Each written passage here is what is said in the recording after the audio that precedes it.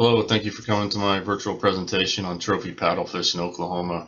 My name is Jason Schooley, and on behalf of my co-author, Dr. Dennis Scarnecchia, I'm going to be presenting our latest paper, which potentially is going to be published in the September Fisheries magazine. So I encourage you to check that paper out. Given that this presentation is being shared virtually, I'm not going to be too concerned about brevity. However, there are some things on the slides that I probably won't cover adequately, so I encourage you to use your pause button to read through any text that I don't cover in depth. But for the full depth, I would encourage you to check out the paper itself. When we look back on the year spanning from summer 2020 to summer 2021, we'll probably regard it as the year of big paddlefish. Not only globally, but specifically in Oklahoma for sure. Over that span of 12 months, the world weight record for American paddlefish was broken 3 times, and they all came out of our state. First of which was in June 2020, where an angler caught a 146.7 pound paddlefish. A mere month later, this record was smashed with a 151.9 pound paddlefish out of the same reservoir. And then approximately a year following, the current world record, 164 pound paddlefish was caught. Now, remarkably, all of these fish came out of the same reservoir, Keystone Lake, which is a reservoir on the Arkansas River, indicated on the map there near the major metropolitan area of Tulsa, Oklahoma. Equally remarkable is that all of these snag anglers were assisted by the same licensed fishing guide, and he was using Garmin LiveScope active sonar, which you can see in the moving picture there, where it is essentially a sonar video if you're not familiar. And in the bottom left image is an actual photograph of that first world record fish being viewed on active sonar. So when we discuss this in the presentation and in our paper, we're using the term timescape, which we have sort of appropriated from science fiction. And what we're referring to in this is essentially how habitat change, such as dams or climate change, invasive species, increases in harvest power due to technological advancements in fishing gear, as well as rapid information exchange on the internet, social media, etc., how all these factors can result in a compressing timescape that fisheries managers need to match with their conservation efforts. And so one of those obviously is technology acceleration, which causes that timescape to compress. And so here in this paper, we are sort of using trophy paddlefish as a case study to exemplify this ubiquitous management challenge of trophy fisheries and sort of delve into some of the human motivations within a continually compressing timescape of fish finding, harvest capability, and information exchange. So a lot of this accelerated harvest pressure, especially in trophy fisheries, is for the older, larger females within a stock. And for paddlefish and other species like it with a slow life history, they're long-lived, they have low annual mortality, and they do have episodic recruitment. And as an example of this, we recently published this spring in Transactions of the American Fisheries Society a paper demonstrating the patterns and scaling of reproductive output in paddlefish and its conservation implications. And this tracks with a lot of other published works on species demonstrating the need to preserve those older, larger females in the stock because they have an outsized impact on reproductive success and recruitment for the stock. That being said, a lot of times as managers, in my position, we sort of match that slow life history with slow management. We think about the long game. A lot of these species live longer than our careers last. But unfortunately, with accelerated technologies and harvest power and communication, it appears we can no longer keep pace. So in a generic human cultural context, what is a trophy? Historically, it could be considered an honor given, such as an award for an achievement or something taken in conquest. And some examples of that, monuments put up to honor someone for some effort, precious metals and art given as gifts, weapons, things taken in war booty. But on the darker side of that, of course, humans and human body parts have been referred as trophies in our dark past. But in modern society, recreational sports, for the most part, fill this niche in modern society. And psychological research indicates that competitive sports often satisfy the same psychological needs that were described in warfare. So bringing it back to hunting and fishing, a lot of times the animal itself is the trophy. And as we can see in the pictures here, posing with large fish or large terrestrial animals, that becomes the trophy. That is the conquest. And of course, taxidermy plays a role in that. However, the impacts are immediate and obvious when we talk about sharing these photographs on social media, and they can become amplified and give that hunter or fisher instant credibility. So in a management context, we're thinking about trophy fishing, and our paper we describe Charles Frederick Holder, a pretty serious author, and often regarded as the father of big game angling in the United States. So people like him were generally the big game anglers in the late 1800s. They're rich, they're famous, powerful American men with, time on their hands, money to spend. And back then, of course, you could be considered conservation minded if you just were interested in catching and killing wild things. So it was considered, a conservation pursuit. But of course, it was, levied with a dose of one-upmanship, a way to better their peers, outside of the capitalist society. Big game angling and hunting, was considered demonstrating their social status and prestige, often signaling underlying qualities that sort of would make a man desirable mate, a desirable neighbor, an ally, or potentially signaling psychologically that they might be a dangerous or potential rival. And there's additional psychological research into this idea of amplification and positive feedback when it comes to the photographs of people holding fish or posing next to their conquested animals. And so Child and Darabont in 2015 described how Duchenne smiles, or true smiles, which represented true satisfaction, were more obviously seen in photos with larger fish. So false smiles were seen in photos of people holding smaller fish, whereas trophy fish elicited a more true satisfaction response. And they took this a step further, looking at terrestrial trophies, such that dangerous animals like a big carnivore resulted in true satisfaction smiles, whereas a less dangerous herbivore did not result in the similar reaction. So regardless, trophy fishing, trophy hunting has a high cost, not only time and effort, but risk, expertise, and generally costs a lot of money to participate in this sport. But as trophy fishing, became more popular, more reachable by less than only the most affluent, there came a need to keep score. Needed some sort of third-party organization, and so organizations like the International Game Fish Association kind of stepped in to be a third-party record holder, and that's where a lot of the scorekeeping is held at this point. Bringing things back to Oklahoma specifically, those trophy-seeking costs have been greatly reduced for Oklahoma paddlefish. We have a very vibrant guide industry, which has resulted in the expansion of the fishery in space and time, which I'm going to describe in a little more detail here in a bit.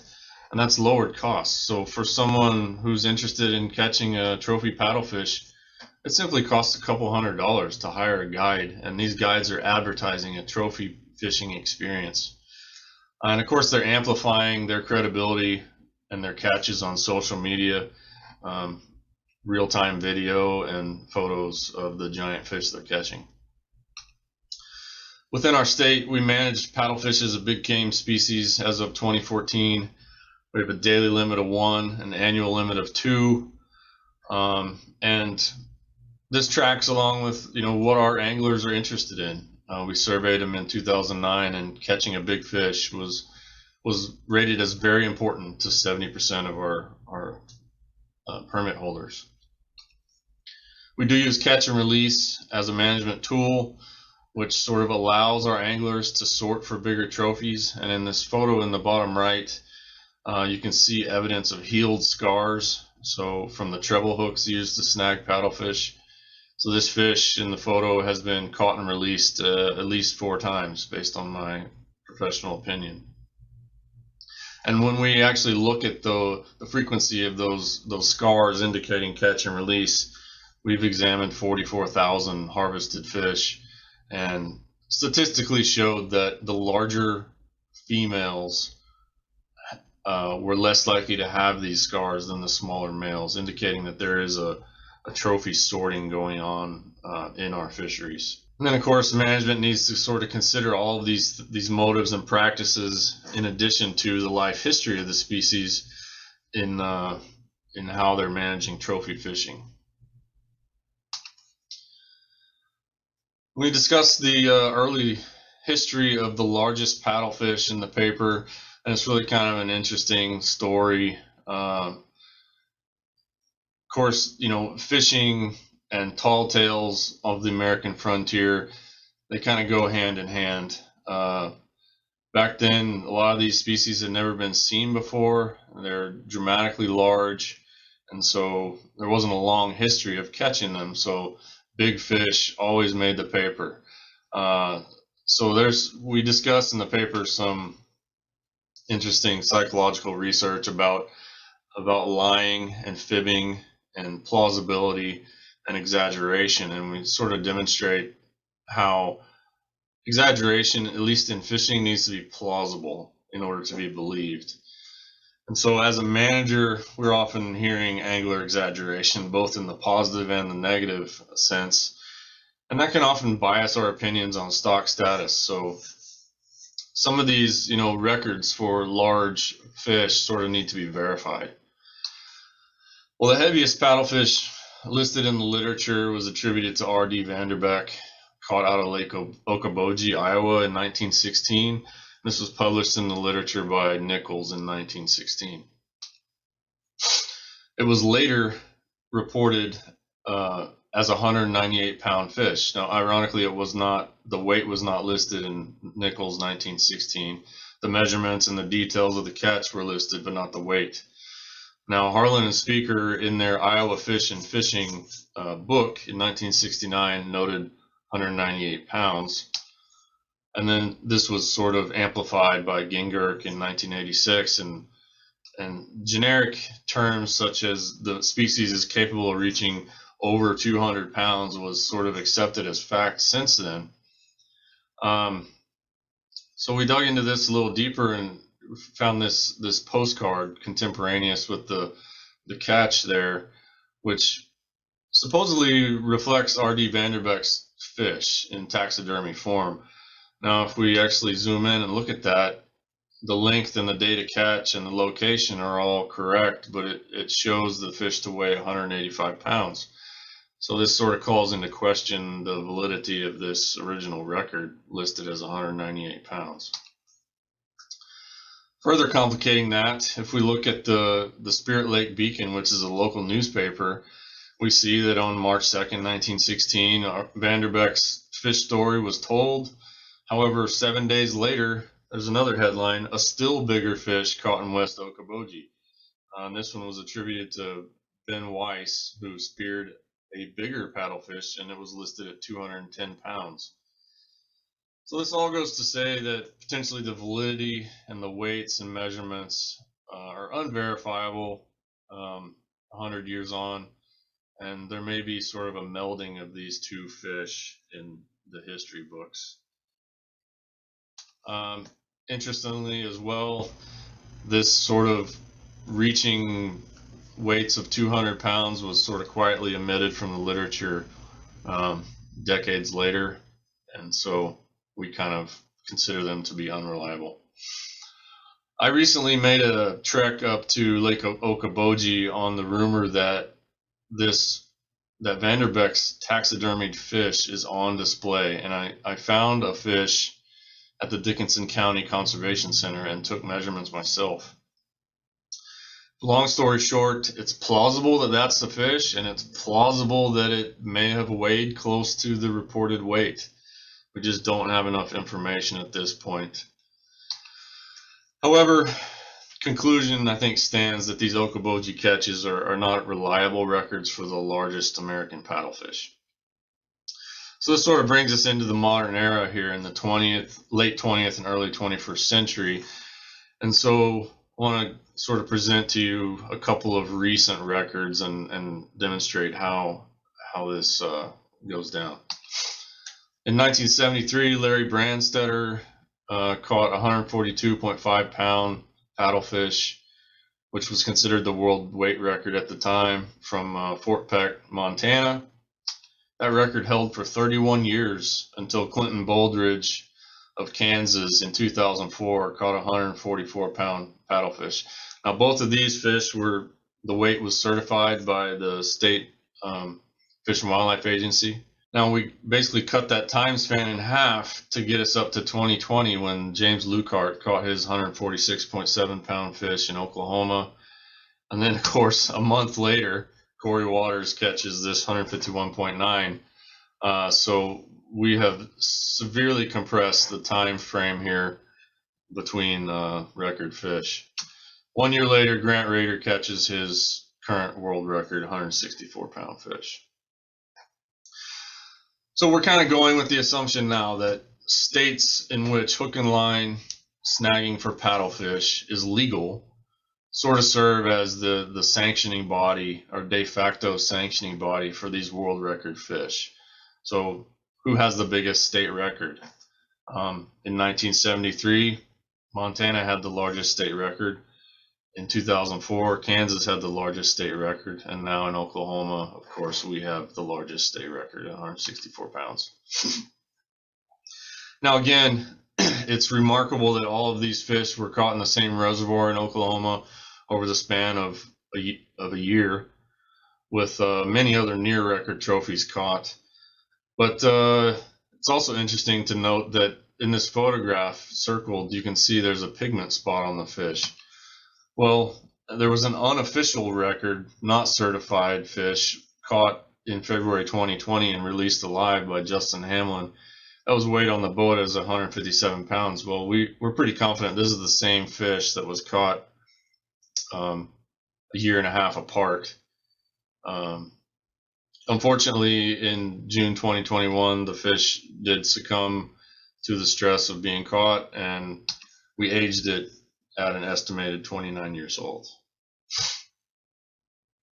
So in the paper, we actually sort of discussed some details about plausible ecological and genetic hypotheses for why this reservoir, the stock, and have the potential to grow such large paddlefish.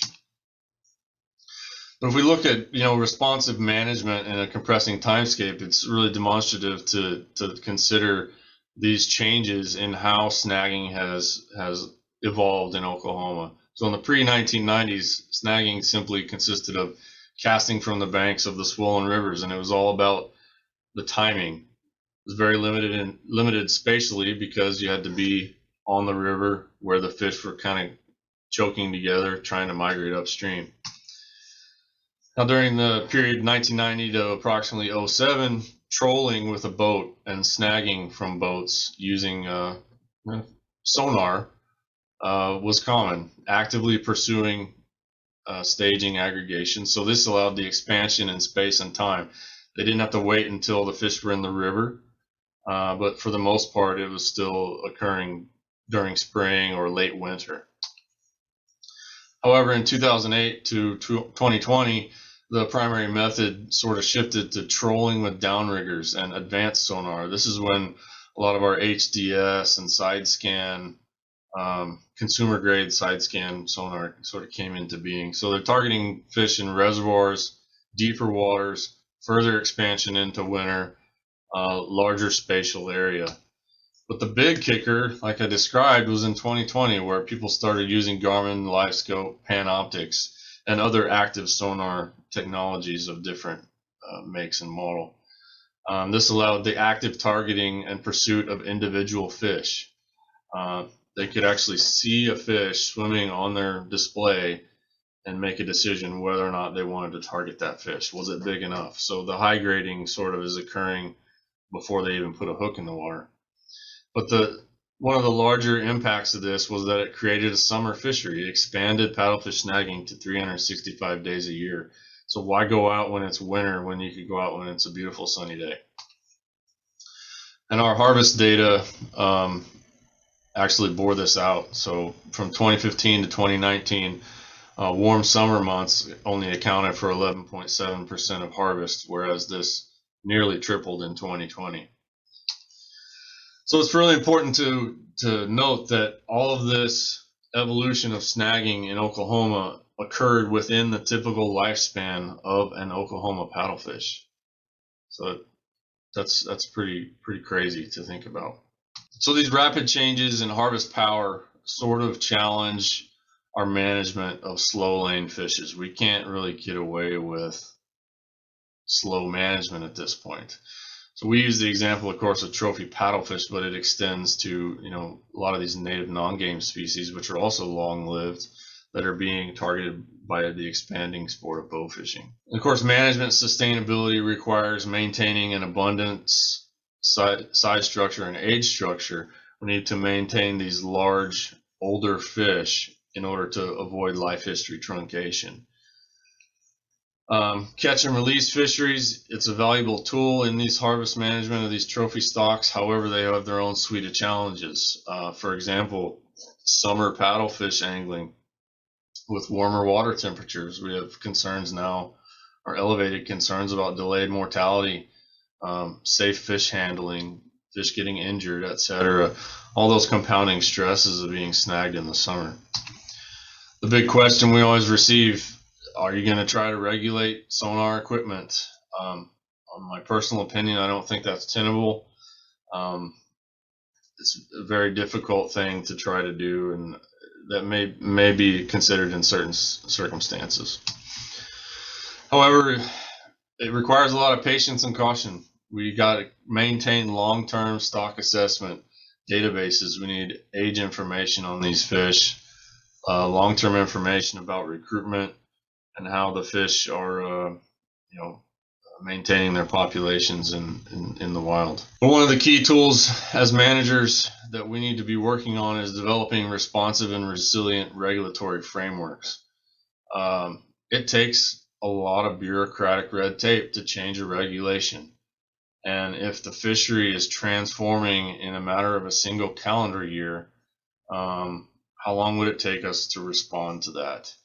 So we discuss this in depth in the paper, and we encourage managers to really be thinking about this sort of thing when they're responsible for these long-lived fishes.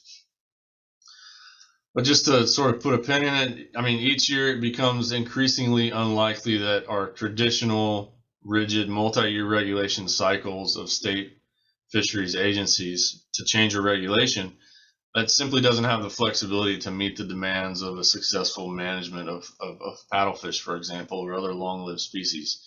And so this compressing timescape of anthropogenic changes like climate, habitat, invasive species, advances in harvest power, as we demonstrate here with the LiveScope technology and communication, it all calls for more responsive and timely management and regulatory flexibility.